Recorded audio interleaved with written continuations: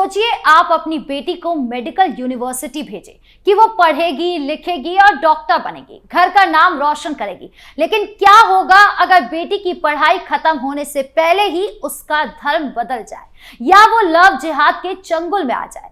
King George medical university यानी कि KGMU पिछले कुछ दिनों से सुर्खियों में बना है। एक ऐसी यूनिवर्सिटी जो डॉक्टरी की शिक्षा देते देते कब में कब धर्मांतरण की यूनिवर्सिटी बन गई, लोगों को पता ही नहीं चला। और ये खेल एक दिन या 2 दिन का नहीं बल्कि कई सालों से चला आ रहा था, जिसमें ना जाने कितने मासूम लड़कियां फंसी है, जिसका खुलासा एक डॉक्टर के लगाए आरोप से हुआ है।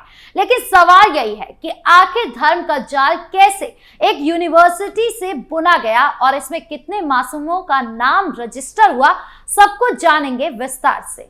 किंग जॉर्ज मेडिकल यूनिवर्सिटी यानी कि KGMU लखनऊ की एक प्रतिष्ठित संस्था है जहां हर साल हजारों छात्र छात्राएं डॉक्टरी की पढ़ाई करने आते हैं। माता पिता अपने बच्चों को यहां भेजते हैं ताकि वो डॉक्टर बने, समाज की सेवा करे और परिवार का नाम रोशन करे।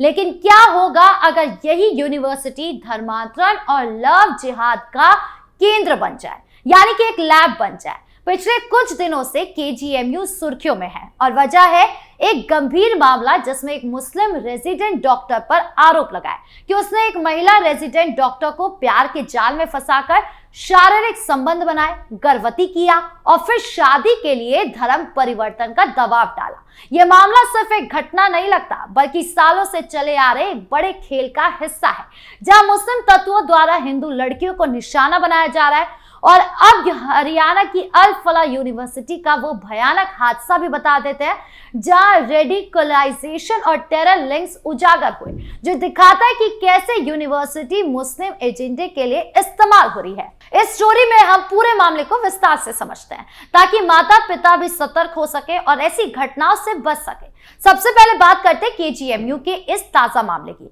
एक महिला रेजिडेंट डॉक्टर ने आरोप लगाया कि पैथोलॉजी विभाग के रेजिडेंट डॉक्टर रमीज मलिक ने उससे प्यार के जाल में फंसाया। दोनों की मुलाकात यूनिवर्सिटी में हुई और रमीज ने शादी का वादा करके शारीरिक संबंध बनाए।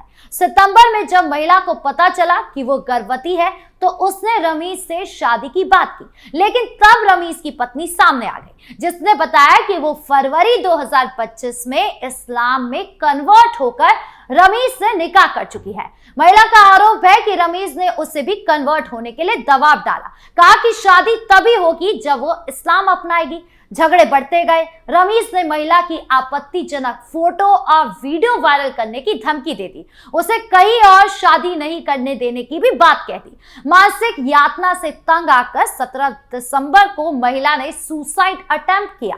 इसके बाद उसने पुलिस में शिकायत की और FIR भी दर्ज की गई। रमीज पर बलात्कार, धर्मांतरण के लिए दबाव और धमकी जैसे गंभीर आरोप लगे। लेकिन यह मामला सामने आने के बाद KGMU प्रशासन हरकत में आ गया। रमीज को सस्पेंड कर दिया गया, कैंपस में एंट्री बैन कर दी गई। लेकिन हिंदू संगठनों जैसे विश्व हिंदू परिषद यानी कि VHP ने दबाव बनाया कि ये सिर्फ एक मामला नहीं है बल्कि एक बड़ा रैकेट है। उन्होंने आरोप लगाया कि यूनिवर्सिटी में मुस्लिम कर्मचारियों की संख्या ज्यादा है और वो हिंदू लड़कियों को टारगेट कर रहे हैं। VHP कार्यकर्ताओं ने KGMU के मुख्य गेट पर धरना दिया, नारेबाजी की, प्रशासन से मीटिंग हुई और नतीजा ये निकला कि जांच कमेटी में बदलाव किया गया। पहले 5 सदस्य कमेटी थी, अब 7 सदस्य बना दी गई है। इसमें स्त्री एवं प्रसूति रोग विभाग की अध्यक्ष डॉक्टर अंजू अग्रवाल को शामिल किया गया है ताकि महिला पक्ष मजबूत हो। साथ ही रिटायर्ड IPS अधिकारी भावेश कुमार सिंह को भी जोड़ा गया है, जो पूर्व डायरेक्टरेट जनरल पुलिस और सूचना आयोग के अध्यक्ष रह चुके हैं। यह बदलाव हिंदू संगठनों के दबाव में हुआ, जो कहते हैं कि KGMU की छवि धूमिल हो रही है। प्रशासन ने यह भी जांच की है कि यूनिवर्सिटी में आउटसोर्सिंग कर्मचारियों में अल्पसंख्यक समुदाय के लोग कितने हैं। कुल 3,995 कर्मचारियों में सिर्फ 289 अल्पसंख्यक है। पैथोलॉजी विभाग में 51 में से सिर्फ 2 है और POCIT में 174 में से 25। प्रशासन का कहना है कि आरोप निराधार है, लेकिन फिर भी सतर्कता बढ़ती जा रही है। उन्होंने एक ईमेल आईडी जारी की जहां कोई भी डॉक्टर, कर्मचारी या आम आदमी धर्मांतरण से जुड़ी जानकारी, घटना या सबूत भेज सकता है। ये कदम दिखाता है कि मामला बहुत गंभीर है और शायद कई और केस छिपे हुए हैं। उत्तर प्रदेश राज्य महिला आयोग की उपाध्यक्ष अपर्णा यादव ने मामले को गंभीर बताया। कहा कि शारीरिक और मानसिक यातना के साथ धर्मांतरण का एंगल संवेदनशील है। महिला की सुरक्षा बढ़ाई गई, उसे कैंपस में रहने की जगह दी गई और एक महिला पुलिस अधिकारी तैनात की गई। अब रमीज की बात करें तो वो 23 दिसंबर से फरार चल रहा है। लखनऊ पुलिस ने 3 स्पेशल टीम बनाई जो उत्तर प्रदेश, उत्तराखंड और दिल्ली में तलाशी कर रही है। रमीज उत्तराखंड के खटीमा का रहने वाला है। वहां परिवार से पूछताछ हुई लेकिन कुछ हाथ नहीं लगा। उसकी पत्नी से नोएडा में पूछताछ हुई, उसने भी जानकारी देने से इनकार कर दिया। रमीज ने अपना मोबाइल फोन बंद कर रखा है ताकि लोकेशन ट्रैक ना हो। 7 दिन बीत चुके हैं, पुलिस खाली हाथ है, लेकिन दावा है कि जल्द गिरफ्तारी होगी। गिरफ्तारी होने पर कोर्ट में पेश करके रिमांड लिया जाएगा ताकि पूरे मामले की गहराई पता चल सके। क्या यह अकेला केस है या संगठित गिरोह है, ये एक बड़ा सवाल है। क्या अन्य मुस्लिम डॉक्टर या कर्मचारी इसमें शामिल है, ये भी एक सवाल है। ये सवाल अभी अनतुरित है। ये मामला सिर्फ केजीएमयू तक सीमित नहीं लगता। सालों से ऐसी शिकायतें आती रही है कि मेडिकल यूनिवर्सिटी में मुस्लिम छात्र छात्राएं हिंदू लड़कियों को टारगेट करते हैं, प्यार का नाटक करते हैं और फिर कन्वर्शन के लिए दबाव डालते हैं।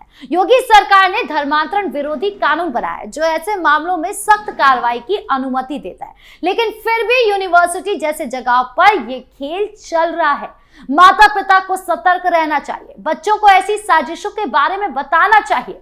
केजीएमयू जैसे संस्थान की छवि पर यह दाग है जो डॉक्टरी शिक्षा की पवित्रता को कलंकित करता है। अब बात करते हैं हरियाणा की अल फलाह यूनिवर्सिटी की, जो एक और उदाहरण है कि कैसे मुस्लिम बहुल यूनिवर्सिटी रेडिकलाइजेशन और टेरर के केंद्र बन रही है।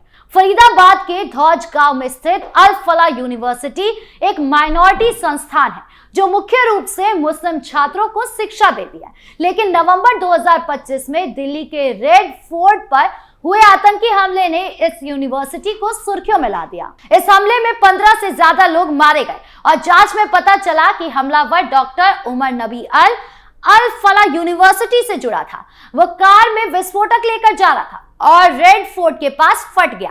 जांच में सामने आया कि यूनिवर्सिटी के रूम नंबर 13 में आतंकी प्लॉटिंग हो रही थी। डॉक्टर मुजम्मिल गनई जैसे लोग इसमें शामिल थे जो लॉजिस्टिक्स प्लान बना रहे थे। फरीदाबाद पुलिस ने स्पेशल इन्वेस्टिगेशन टीम यानी कि एसआईटी बनाई जो यूनिवर्सिटी की गतिविधियों की जांच करी है। 2 डॉक्टर मोहम्मद और मुस्तकीम को हिरासत में लिया गया जो उमर नबी से जानकार थे। यूनिवर्सिटी पर धोखाधड़ी पर एफआईआर भी दर्ज हुआ। जांच में पता चला कि यहां क्लेरिक डॉक्टर नेटवर्क चल रहा था जहां धार्मिक प्रभाव वाले लोग मेडिकल छात्रों को रेडिकलाइज कर रहे थे। तालिबान स्टाइल नियम थोपे जा रहे थे जैसे महिलाओं पर पाबंदी, जिहादी विचारधारा का प्रचार। यूनिवर्सिटी की क्रिकेट टीम को एएमयू टूर्नामेंट से सस्पेंड कर दिया गया। National commission for monetary education institution यानी कि एनसीएमईआई ने माइनॉरिटी स्टेटस पर शो कॉज नोटिस जारी किया। हरियाणा सरकार ने प्राइवेट यूनिवर्सिटी एक्ट में संशोधन किया ताकि ऐसी संस्थाओं पर नकेल कसी जा सके। यह घटना दिखाती है कि अल फलाह जैसी यूनिवर्सिटी शिक्षा के नाम पर जिहादी एजेंडे चला रही है। मुस्लिम छात्रों को रेडिकल बनाया जा रहा है और वो टेरर एक्टिविटीज में शामिल हो रहे हैं। जम्मू कश्मीर के मुख्यमंत्री उमर अब्दुल्ला ने भी विवादित बयान दिया, लेकिन सच्चाई यह है कि ऐसी संस्थाएं देश की सुरक्षा के लिए एक खतरा बन गई है। केजीएमयू का मामला धर्मांतरण का है, अल फलाह का टेरर का है, लेकिन दोनों में मुस्लिम तत्वों का रोल है। ये घटनाएं अलर्ट है कि यूनिवर्सिटी में क्या कुछ हो रहा है। सरकार को सख्त कदम उठाने चाहिए, जांच बढ़ानी चाहिए और माता पिता को बच्चों की निगरानी करनी चाहिए। आपकी इस पूरे मामले को लेकर क्या राय है, कमेंट बॉक्स में जरूर बताएं। धन्यवाद।